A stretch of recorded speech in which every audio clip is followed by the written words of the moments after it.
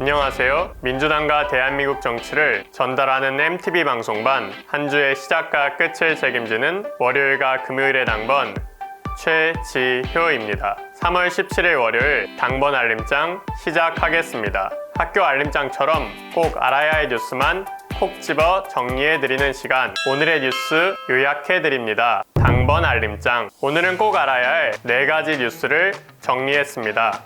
첫 번째 뉴스는 윤석열 파면의 날입니다. 운명의 한 주가 시작됐습니다. 이번 주 헌법재판소에서 내란 속의 윤석열 파면이 선고될 가능성이 커지고 있습니다. 윤석열 탄핵 심판은 지난해 12월 14일 국회에서 탄핵 소추안이 가결된 이후 93일째를 맞이했습니다. 이는 과거 박근혜 전 대통령 탄핵 심판인 91일보다도 긴 기간입니다. 헌법과 법리에 따른 결론은 단 하나, 파면입니다. 12.3 친위 쿠데타는 윤석열 스스로 헌법을 준수하고 국가를 보위한다는 헌법 제69조의 대통령 취임 선서를 저버린 위법 행위였으며 헌법 제66조 제2항에 명시된 헌법을 수호할 책무를 배반한 범죄였습니다. 12.3 친위 쿠데타는 계엄이라는 이름을 빌려 과거 5.16 유신 5공화국의 권위주의 시대로 회귀하고자 시도했던 친위 군사 반란이었습니다. 이제는 헌법재판소가 이견 없이 만장일치로 내란 숙의 윤석열을 파면할 때입니다. 윤석열 파면의 날 이제 얼마 남지 않았습니다.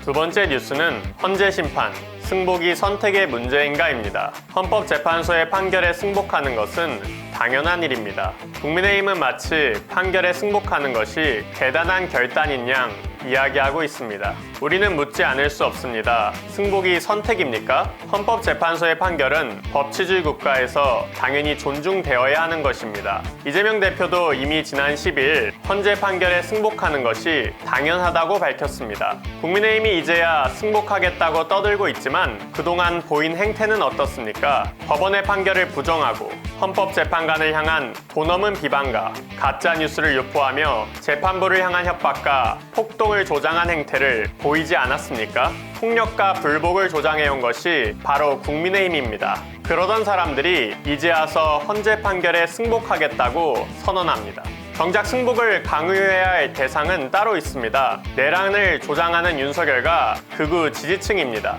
극우 세력은 이미 사법부를 향한 폭력까지 자행했습니다. 탄핵 심판에 불복하겠다는 움직임을 노골적으로 보이고 있습니다. 정작 승복을 이야기해야 할 대상은 내란 선동 세력입니다. 국민의힘만 똑바로 하면 됩니다. 헌재 판결을 부정하며 갈등을 부추기지 말고 윤석열과 극우 지지층에게 무조건 승복하라라고 명확히 말하면 됩니다. 그렇게만 하면 판결에 승복하지 않을 사람은 없습니다. 헌법과 법치를 존중하는 나라에서 승복은 선택이 아니라 의무입니다.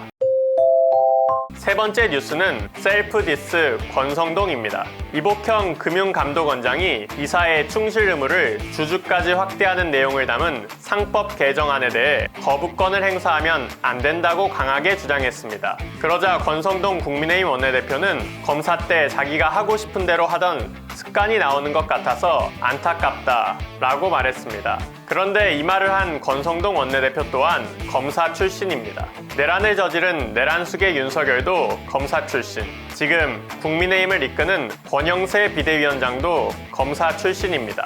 결국 권성동 원내대표의 발언은 이렇게 해석될 수밖에 없습니다. 우리는 검사 시절부터 하고 싶은 대로 해왔고 그 습관이 지금까지 이어져 내란까지 저질렀다. 네 번째 뉴스는 이철규 의원, 아들 마약 미수가 한동훈 탓입니다. 이철규 국민의힘 의원의 아들은 액상 대마 수수 미수 혐의로 수사를 받고 있습니다.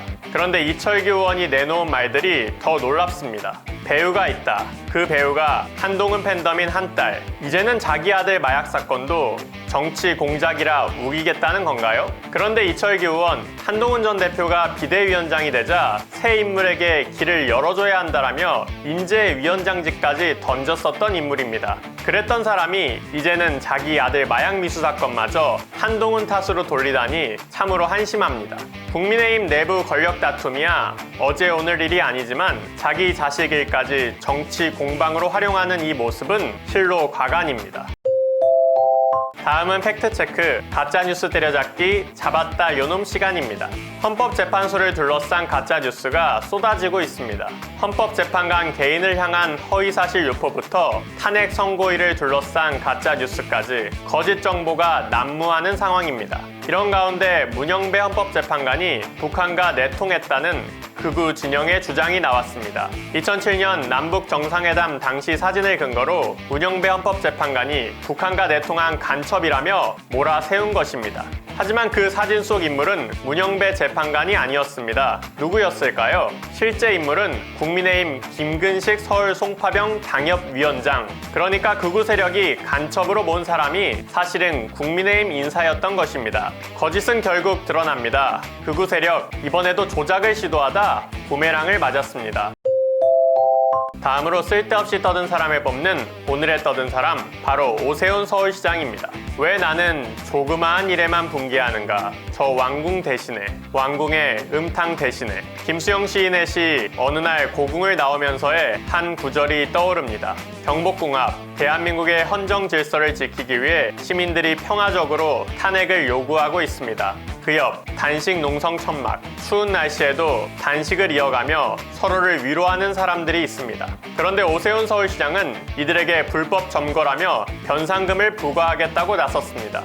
극우단체 한남동 대통령 관저 앞 도로 불법 점거, 사법부를 향한 폭력 자행. 오세훈 시장은 이때 무엇을 했을까요? 시민의 정당한 목소리를 틀어막는 데는 적극적으로 나서지만 민주주의를 위협하는 진짜 불법 폭력에는 의미 없는 말만 늘어놓았습니다. 이러한 행보는 과거 이태원 참사 분향소에서도 반복되었습니다.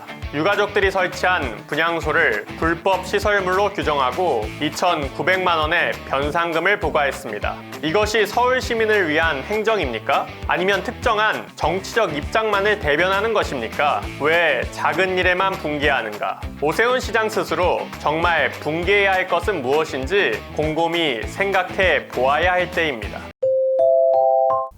오늘도 안락한 저녁을 포기하고 민주주의를 지키기 위해 거리로 나선 수많은 시민이 있습니다. 탄압과 거짓 선동에도 굴하지 않고 일터에서 대학에서 싸우는 평범한 시민들이 있습니다. 암살의 위협에도 멈추지 않는 이재명 대표, 거대 권력에 맞서 투쟁하는 의원들, 끝까지 민주주의를 지키겠다고 다짐한 모든 이들, 우리가 포기하지 않는다면 대한민국 민주주의의 역사는 뒷걸음치지 않을 것입니다. 사회 질서의 불의에 대한 저항의 불꽃을 꺼트리지 않으려는 노력은 각자의 삶의 영역에서 계속되고 있으며 공통위기에 있어 단결했고 양심에 따라 행동했습니다. 한국 시민들의 정의에 대한 열망은 존중받아야 합니다.